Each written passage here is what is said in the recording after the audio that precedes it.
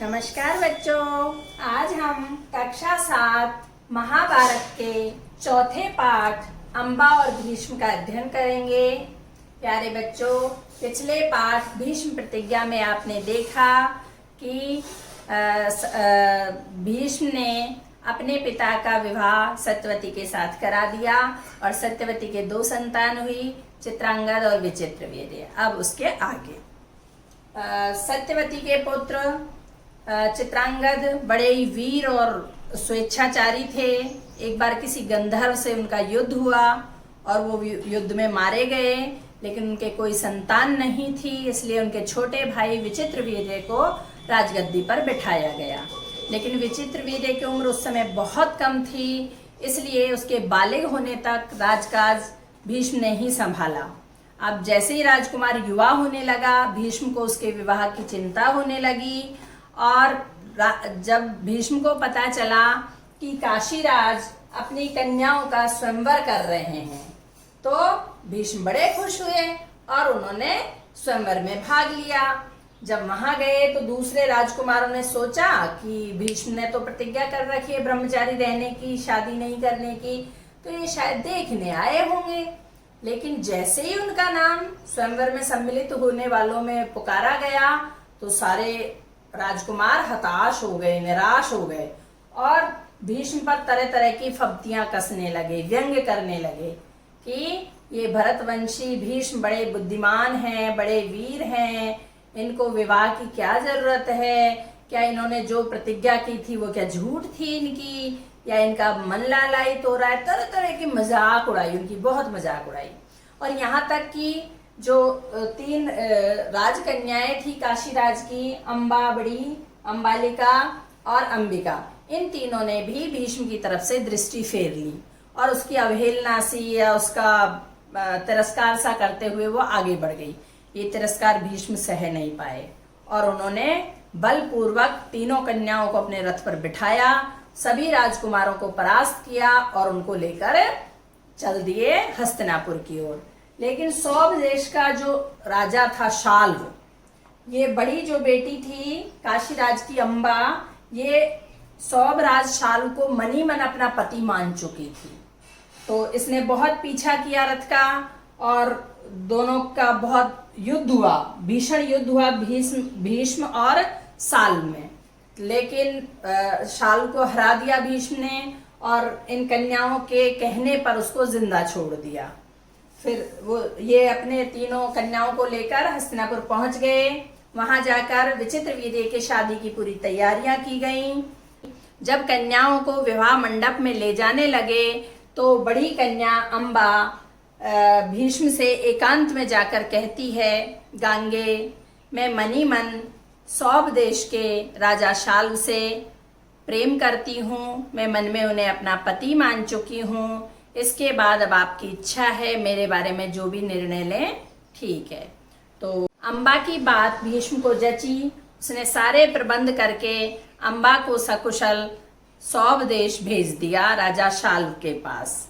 इधर विचित्रवीर्य की शादी अंबिका और अम्बालिका से कर दी गई। जब ये अम्बा भीष्म शाल्व के पास पहुंची तो शाल्व ने उसको अपनाने से इनकार कर दिया। उसने जाकर सारी बात बताई कि महाराज, मैं आपको मनी मन अपना पति मान चुकी हूँ, आपको मैं अपना दिल दे बैठी हूँ। और ये सब बात जब भीष्म ने सुनी तो भीष्म ने मुझे आपके पास सुरक्षित भेज दिया है, आप मुझे अपनी पत्नी बना लीजिए। लेकिन राजा ने क्लियर इनकार कर दिया, स्पष्ट रूप से मना कर दिया कि नहीं, मैं तुमसे शादी नहीं कर सकता हूँ, क्योंकि सब राजकुमारों के सामने मेरी पराजय हुई थी, मैं हार गया था और भीष्म तुम्हें जीत के ले गया था। इसलिए अब भीष्म जैसा कहे वैसा ही करो और उसी के पास जाओ। तो अम्बा फिर भीष्म के पास जाती है, फिर जाके हाल सुनाती है सारा कि उन्होंने मुझसे शादी करने से इनकार कर दिया है और राजन, आप ही इसके जिम्मेदार हैं, आप ही मुझे हरण करके लाए, बलपूर्वक उठा के लाए, इसलिए आपका कर्तव्य बनता है कि आप ही मुझसे विवाह कर लें। तो भीष्म ने अपनी प्रतिज्ञा की याद दिलाई उसको और कहा कि मैं तो विवाह नहीं कर सकता, लेकिन फिर भी मैं अपने भाई से आग्रह करूंगा, अनुरोध करूंगा। तो भीष्म विचित्रवीर्य के पास जाते हैं, उससे आग्रह करते हैं कि कि अब तुम्हारे साथ अम्बा की शादी करने में कोई अड़चन नहीं है, तुम उससे शादी कर लीजिए। लेकिन विचित्रवीर्य बिल्कुल नहीं माना, उसने स्पष्ट रूप से मना कर दिया।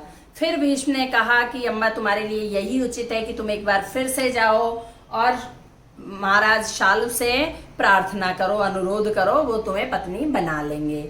इस तरह से 6 साल तक अम्बा सौभदेश और हस्तिनापुर के बीच में ठोकरें खाती रही। अपने इस दुख का कारण अम्बा ने भीष्म को माना और उसने बदले की आग में जलने लगी। वो सभी राजाओं के पास गई, राजाओं से निवेदन किया, आग्रह किया कि आप मेरी प्रार्थना स्वीकार करें और भीष्म का वध करें।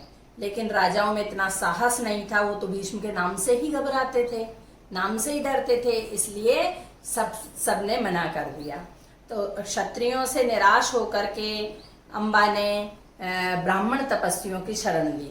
ब्राह्मण तपस्वियों के पास जाकर अपनी कथा सुनाई तो ब्राह्मण तपस्वियों ने कहा कि बेटा तुम ऐसा करो कि परशुराम की शरण में जाओ, वो तुम्हारी बात अवश्य सुनेंगे। तो अम्बा परशुराम के पास गई, अपनी करुण कथा उनको सुनाई।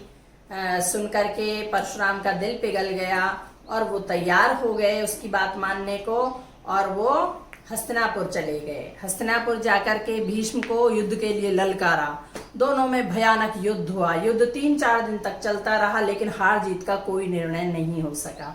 अंत में परशुराम ने हार मान ली और अम्बा से कहा कि अम्बा मुझसे जो बन सकता था मैंने किया, अब इससे आगे मेरा वश नहीं है, तुम्हारे लिए यही उचित है कि तुम भीष्म की ही शरण में चली जाओ। लेकिन अम्बा ऐसी बातों से विचलित होने वाली नहीं थी। वो जंगल में जाकर तपस्या करने लगी। वन में उसने तपस्या की। अपने तपोबल के आधार पर उसने स्त्री का रूप छोड़ करके पुरुष का रूप धारण कर लिया और अपना नाम शिखंडी रख लिया। जब महाभारत का युद्ध हुआ तो भीष्म के विरोध में अर्जुन के रथ के आगे शिखंडी बैठा हुआ था। तो विद्वान भीष्म को पता था कि ये अम्बाई है जो शिखंडी का रूप लिए हुए है और स्त्रियों पर वार करना एक वीर के लिए उचित नहीं होता, इसलिए भीष्म ने तीर नहीं चलाया और अर्जुन उसके ठीक पीछे बैठा था। उसने शिखंडी की आड़ में आकर के और भीष्म पर हमला कर दिया और जब भीष्म आहत होकर जमीन पर गिरे तब अम्बा का गुस्सा शांत हुआ।